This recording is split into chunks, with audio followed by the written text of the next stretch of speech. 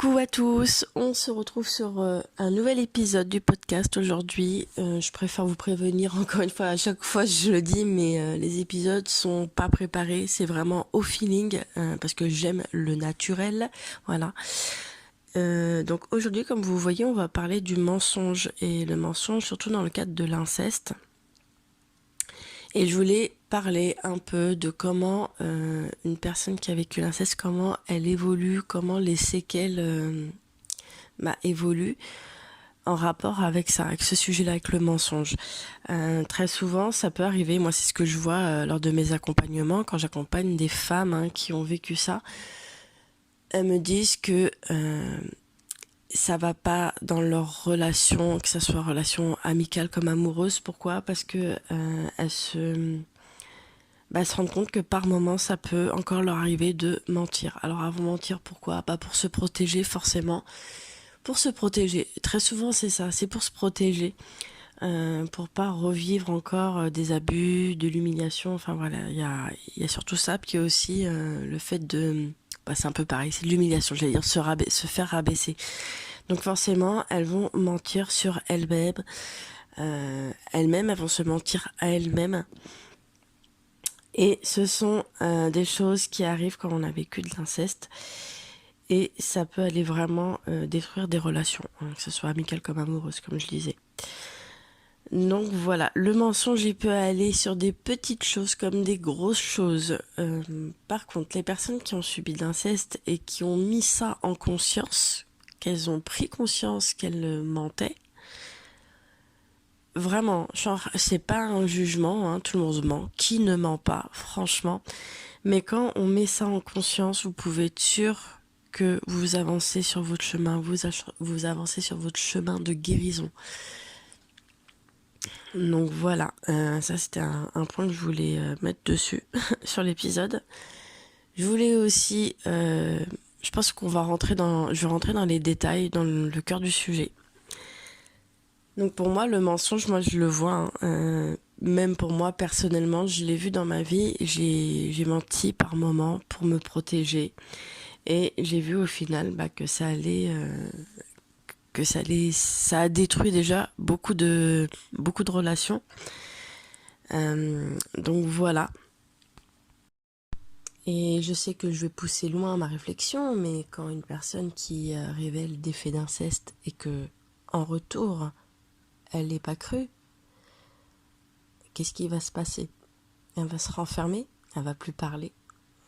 Et même sur des sujets tout bêtes, des sujets mais des trucs banals, elle va pas donner son opinion, elle va pas donner son avis, elle va pas parler, elle va pas dire ce qu'elle pense. Et très souvent, elles sont vues comme fausses. Pourquoi ? Parce qu'elles ne disent pas ce qu'elles pensent.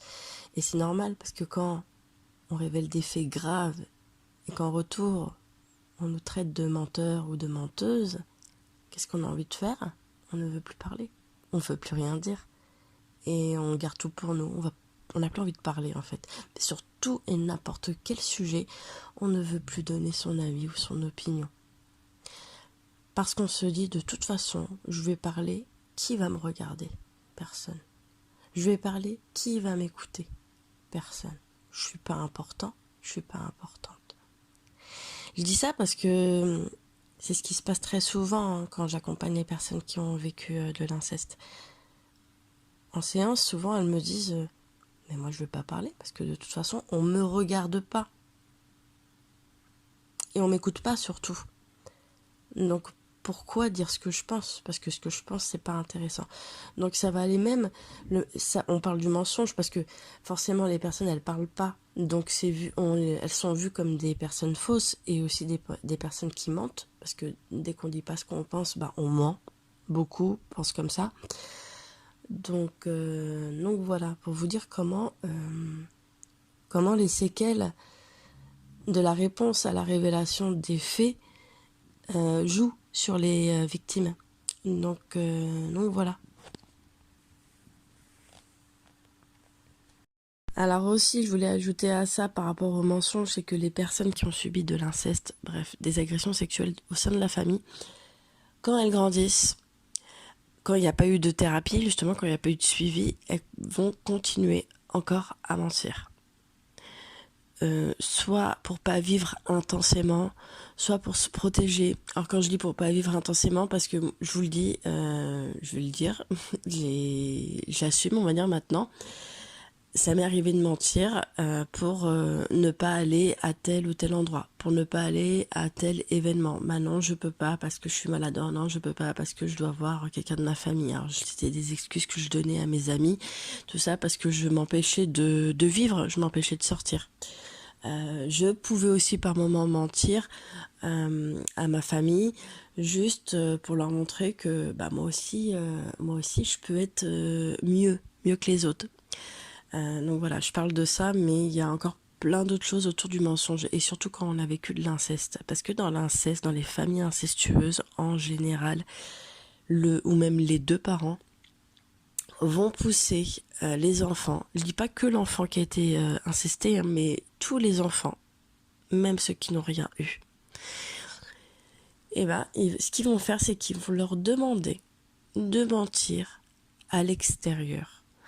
Je vais prendre un exemple comme ça, tout bête. C'est un petit exemple hein, parmi tant d'autres. Hein, et puis je pense il peut en avoir plusieurs. Hein. N'hésitez pas aussi à partager vos expériences en commentaire. Mais quelqu'un qui a vécu de l'inceste et au fil du temps elle va grandir, ou il va grandir, la personne va grandir, elle sera encore dans la famille incestueuse. Et un exemple, hein, un parent, un père par exemple, va demander à son fils, quand ils vont aller dans une réunion de famille, il va lui demander de mentir. Par exemple, le fils, s'il fait un métier, je sais pas, qui est peut-être pas prestigieux, on va dire, s'il fait un métier, je sais pas, qu'il est... Enfin, je vais donner un exemple, mais pour moi, en fait, il n'y a pas de sous-métier. Pour moi, il n'y a pas du tout de sous-métier. Mais on va dire un fils qui travaille, on va dire, dans le social, voilà, qui aide les enfants. Le père, peut-être, qui va voir ce métier comme un métier ingrat. Et il va lui dire, quand on va aller chez papy et mamie, quand on va aller voir tata ou tonton, tu leur dis que tu travailles toujours dans tel endroit. Un endroit, voilà, plus prestigieux, je sais pas, on va dire, ça peut être la vente ou le tourisme, bref. C'est un exemple. Donc voilà, pour vous dire comment les parents, ils alimentent le mensonge. Ils apprennent à leurs enfants à mentir. Dans les familles incestueuses, c'est très souvent comme ça que ça se passe. Et au fil du temps, quand on n'a pas eu de suivi, surtout quand on n'a pas mis ça en conscience, on peut répéter les schémas, on peut répéter encore des mensonges dans notre vie, que ça soit amical comme professionnel.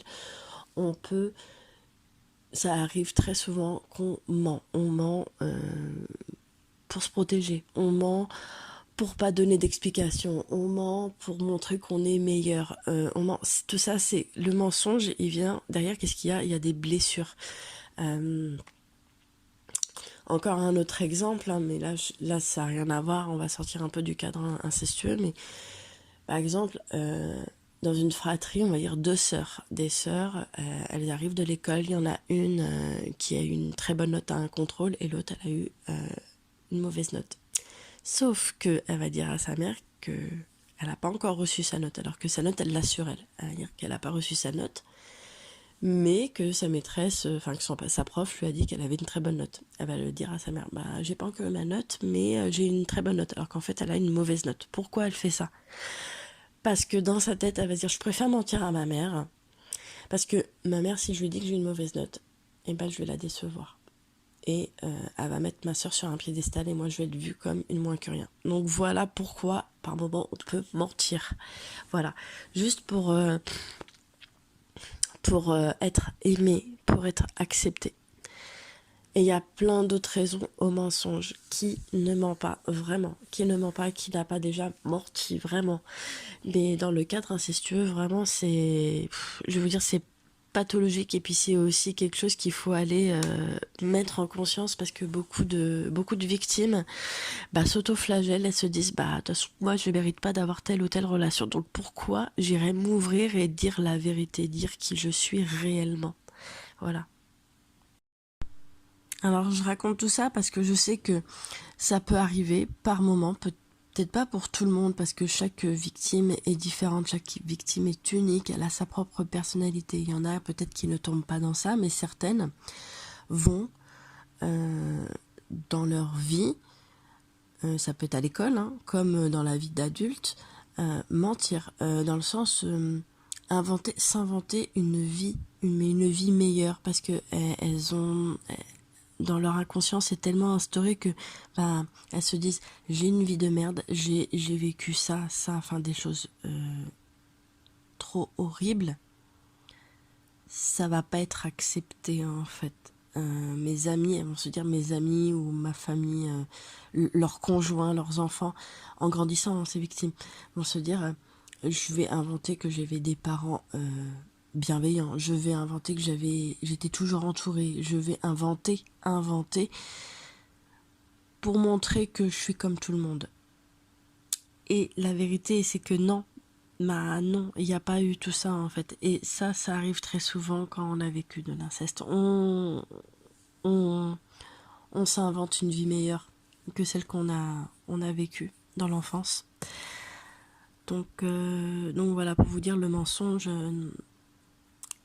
il est très très lourd à porter quand voilà, on a vécu tout ça. Et il n'y a que la parole qui aide à se libérer de tout ça, pas forcément que de ce qu'on a subi, mais aussi de tout ce qu'il y a autour. La doctrine du mensonge, la doctrine de plein d'autres choses, hein, plein d'autres sujets. Hein. Mais donc voilà. Mais en conclusion, pour vous dire, hein, le mensonge dans les familles incestueuses, c'est un phénomène vraiment, mais vraiment très complexe et néfaste, et qui peut perpétuer au fil des cycles de l'abus. Donc voilà, pour moi, vraiment reconnaître cette réalité douloureuse, c'est vraiment un premier pas qui est vraiment essentiel, nécessaire vers la guérison et surtout pour la prévention des futures souffrances. Voilà. J'espère que cet épisode vous a plu et que ça a pu vous aider à vous sentir moins seul. Moi, je vous laisse pour aujourd'hui. Je vous envoie plein de tendresse et je vous dis à la prochaine pour une autre vidéo.